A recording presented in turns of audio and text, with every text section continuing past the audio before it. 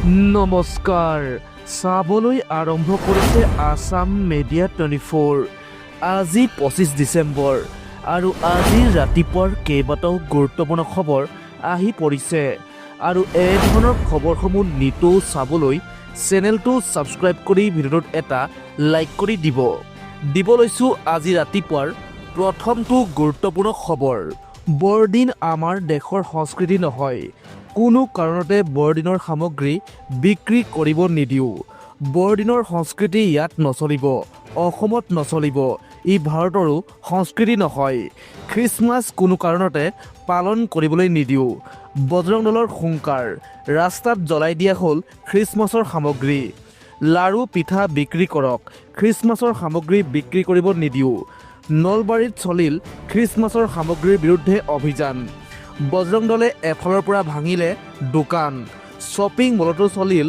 খ্ৰীষ্টমাছৰ সামগ্ৰীৰ বিৰুদ্ধে অভিযান মুঠৰ ওপৰত কোনো পধ্যে নলবাৰীত খ্ৰীষ্টমাছ উদযাপন কৰিব নিদিওঁ বুলি হুংকাৰ প্ৰদান কৰিলে বজৰং দলে দিব লৈছোঁ আন এটা বিগ ব্ৰেকিং নিউজ কাৰ্বিসকল অকলশৰীয়া নহয় কাৰ্বিসকল অসমীয়া জাতিৰ অবিচ্ছেদ্য অংগ কাৰ্বিসকলৰ ওপৰত হোৱা আক্ৰমণ আমি কেতিয়াও মানি নলওঁ সহ্য নকৰোঁ কাৰ্বি লোকৰ বিৰুদ্ধে গৌবেগ ধ্বনি দিয়াসকলক অতি শীঘ্ৰে গ্ৰেপ্তাৰ কৰক আৰক্ষীয়ে অসম আৰু উত্তৰ পূৰ্বাঞ্চলৰ ৰাজ্যক একাংশই চাইনিজ বুলি ইটিকিং কৰে ৰাজ্যৰ বৰভূমি শিৱসাগৰৰ পৰা গৰজি উঠিল ৰাজ্যৰ জাতীয় সংগঠন কাৰ্বিসকলে ভূমি ৰাজনৈতিক সকলো অধিকাৰ খৰ্ব হোৱা বুলি উপলব্ধি কৰিছে শিৱসাগৰৰ কৃষক মুক্তি আৰু ছাত্ৰ মুক্তি সংগ্ৰাম সমিতিৰ উত্তাল প্ৰতিবাদ শিৱসাগৰৰ মাজমজিয়াত বিশাল ৰেলী উলিয়াই প্ৰতিবাদকাৰীসকলে কাৰ্বিসকলক সহায় কৰি আমি সদায় তেওঁলোকৰ হৈ যুঁজি যাম সাংবিধানিক অধিকাৰ বিচাৰি তেওঁলোকে ৰাজপথত আন্দোলন কৰিছিল আন্দোলনকাৰীৰ ওপৰত পৰিকল্পিত আক্ৰমণ কেতিয়াও সহ্য নকৰোঁ কাৰ্বিসকল হৈছে অসমৰ আটাইতকৈ পুৰণি জনগোষ্ঠী অসমৰ ভাই পৰিকল্পিতভাৱে কাৰ্বিসকলক তুচ্ছ তাচ্ছিল্য কৰি আক্ৰমণ কৰা হ'ল বুলি এতিয়া গৰজি উঠিছে জাতীয় সংগঠনসকলে দিব লৈছোঁ আন এটা বিগ ব্ৰেকিং নিউজ অৱশেষত আনুষ্ঠানিকভাৱে ভাৰতৰ ওচৰত নেগুৰ পেলালে বাংলাদেশে দুদিনৰ গৰম দেখুৱাই তিনিদিনত ভাৰতৰ ওচৰত নতশিৰ হ'ল বাংলাদেশৰ অৰ্থনৈতিক উপদেষ্টাই বাংলাদেশৰ হৈ ভাৰতক কৰিলে বিশেষ আহ্বান আমি ভাৰতৰ সৈতে সম্বন্ধ বেয়া কৰিবলৈ বিচৰা নাই ভাৰত আমাৰ সকলোতকৈ ডাঙৰ চুবুৰীয়া ৰাষ্ট্ৰ ভাৰতে চাউল নিদিলে ভাতৰ হাহাকাৰ লাগিব আমাৰ দেশত অৱশেষত নিজৰ ভুল স্বীকাৰ কৰি ক্ষমা খুজিবলৈ বাধ্য হ'ল বাংলাদেশ বুধবাৰে সন্ধিয়া ঘণ্টা ধৰি চলা বৈঠকৰ অন্তত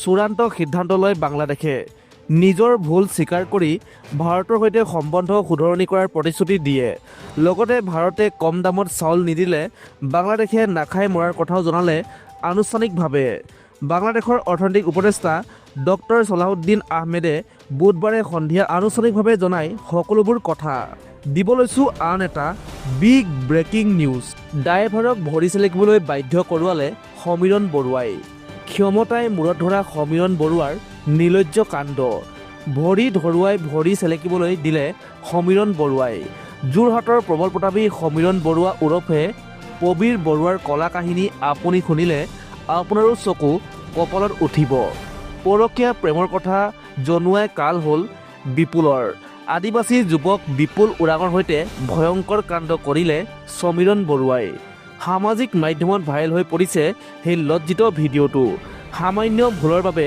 ভৰি চেলেকিবলৈ বাধ্য কৰোৱালে বিপুল ওৰাঙক কিন্তু গোচৰ ৰুজু হোৱাৰ পিছতো গ্ৰেপ্তাৰ কৰা নাই সমীৰণ বৰুৱাক ইপিনে পৰকীয়া প্ৰেমত পৰি নিজৰ পত্নীকো নিৰ্যাতন চলোৱাৰ অভিযোগ পত্নীকো অশ্লীল ভাষাৰে গালিগালাজ কৰাৰ অভিযোগ ঘোষখোৰ মেনেজ মাষ্টাৰ হিচাপেও বিখ্যাত সমীৰণ বৰুৱা কিন্তু এতিয়াও কিয় গ্ৰেপ্তাৰ হোৱা নাই সমীৰণ বৰুৱাক তাক লৈ এতিয়া ডাঙৰ প্ৰশ্ন উত্থাপন হৈছে দিব লৈছোঁ আন এটা বিগ ব্ৰেকিং নিউজ বাংলাদেশত হিন্দু যুৱকৰ ওপৰত হোৱা ঘটনাক সমৰ্থন কৰি গ্ৰেপ্তাৰ হ'ল বাহাৰুদ্দিন বাংলাদেশত হিন্দু যুৱকক আক্ৰমণক সমৰ্থন কৰিছিল বাহাৰুদ্দিনে ইয়াকে লৈ সামাজিক মাধ্যমত পোষ্ট দিছিল বাহাৰুদ্দিনে দীৰ্ঘদিনৰ পৰা বাহাৰুদ্দিনে সামাজিক মাধ্যমত দি আহিছিল বিতৰ্কিত মন্তব্য মৈৰাবাৰীৰ হাঁহচৰা গাঁৱত ঘৰ বাহাৰুদ্দিনৰ মৈৰাবাৰীৰ ভেলগুৰি আৰক্ষীয়ে গোচৰ ৰুজু কৰি গ্ৰেপ্তাৰ কৰে বাহাৰুদ্দিনক। যুৱতীৰ নামত ভুৱা একাউণ্ট খুলি কৰি আহিছিল বিতৰ্কিত মন্তব্য। দিব লৈছোঁ আন এটা big breaking news. Karbi Anglong কাণ্ডৰ জীৱনতে অগ্নিদগ্ধ হ'ল দিব্যাংগ যুৱক। দোকান জ্বলাই দিয়াৰ সময়ত ভিতৰত সোমাই আছিল যুৱকজন। কাৰ্বি আংলং কাণ্ডত দুজন ব্যক্তিৰ মৃত্যু হৈছিল। এতিয়া কাৰ্বি আংলঙৰ পৰিস্থিতি শান্ত হৈছে বুলি উল্লেখ কৰিছে মুখ্যমন্ত্ৰী ডক্টৰ হিমন্ত বিশ্ব শৰ্মাই। পৰিৱেশ নিয়ন্ত্ৰণৰ বাবে মোতায়েন কৰা হৈছে আৰ্মি। কাৰ্বি ভূমিত ফ্লেগ মাৰ্চ কৰিছে আৰ্মিয়ে। হাইকোৰ্টৰ নিৰ্দেশনা থকাৰ বাবে বহিৰাগতক বিতৰণত অসুবিধা আছে। কোৰ্টক বাধা দি আমি একো কাম কৰিব নোৱাৰোঁ। কোৰ্টৰ মতেহে সকলো কাম হ'ব। কোৰ্টক উপেক্ষা কৰি চৰকাৰে একো কাম কৰিব নোৱাৰে বুলি স্পষ্ট মন্তব্য কৰিছে মুখ্যমন্ত্ৰী ডক্টৰ হিমন্ত বিশ্ব শৰ্মাই। নিৰ্বাচনৰ পূৰ্বে কিছু অঞ্চলত বিক্ষিপ্ত ঘটনা হ'ব বুলি অনুমান কৰিছিল মুখ্যমন্ত্ৰীয়ে। ডিচেম্বৰ আৰু জানুৱাৰী মাহতো সতৰ্কতাৰে আগবাঢ়িব লাগিব বুলি মন্তব্য কৰিছে মুখ্যমন্ত্ৰী ডক্টৰ হিমন্ত বিশ্ব শৰ্মাই।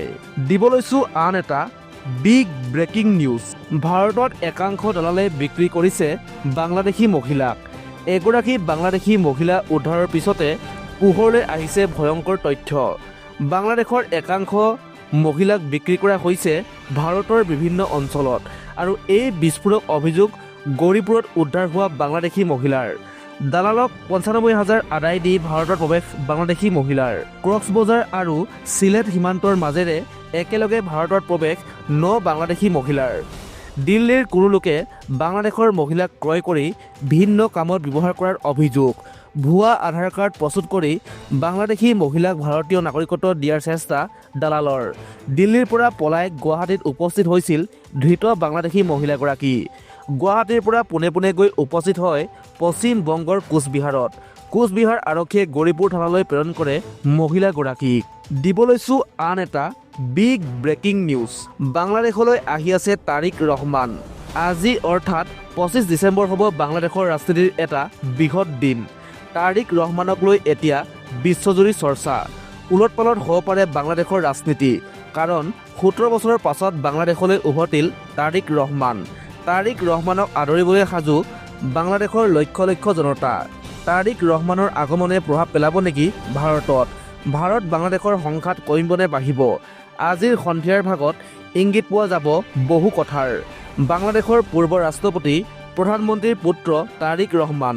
তাৰিক ৰহমানৰ বিৰুদ্ধে বাংলাদেশত আছিল বহু গোচৰ। যাৱজ্জীৱন কাৰাদণ্ডও বিহা হৈছিল তাৰিক ৰহমানক। কিন্তু চিকিৎসাৰ অজুহাত দেখুৱাই লণ্ডনলৈ গৈ ঘূৰি নাহিল তাৰিক ৰহমান। অৱশেষত পুনৰ বাংলাদেশৰ ৰাজনীতিত এণ্ট্ৰি মাৰিবলৈ সাজু তাৰিক ৰহমান।